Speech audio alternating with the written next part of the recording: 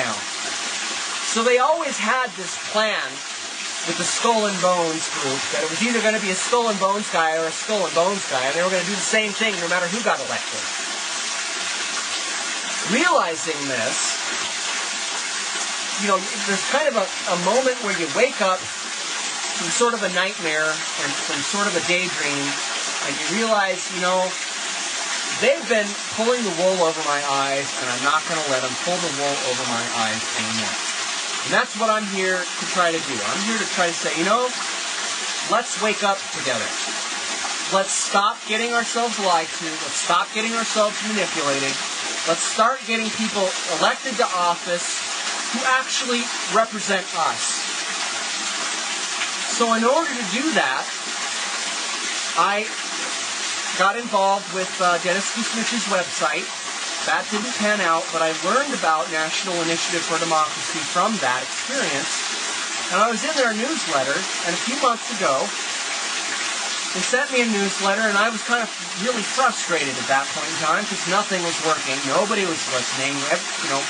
Obama had just gone and proved that he was bound and determined to stay an ignorant idiot. He didn't want to know the truth. Forgive me, Mr. President, as much as I do respect you, all due respect to Obama. At the same time, I'm thinking, where are we going to go with this? Are we just going to keep running around in circles with biofuels and nuclear power and mass ignorance? It's got to stop. So National Initiative for Democracy's newsletter mailed me, and I sent them back kind of a hot letter saying, this isn't working. Everything that you guys have tried has not worked so far. Let's try something else. Let's try something new. Let's try it my way. So this is what I put over to them. I said, you know what we need to do? Instead of having this National Initiative for Democracy where we're hoping that we can eventually get that to happen, and then and only then, once it happens, we'll start writing our own laws, and we, the people, will then become empowered. Let's pretend that it's already law.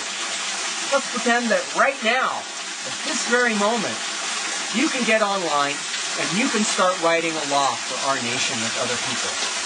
And we can join together and we can start writing the new laws. And we can start taking things back into our own power and back under control.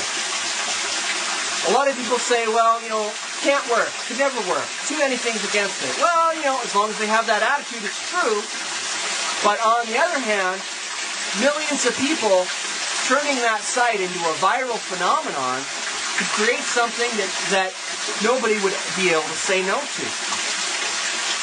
Right now the election cycle ends. I've noticed this. Election cycles end and everybody kind of goes back to thinking, well, Daddy's going to take care of us.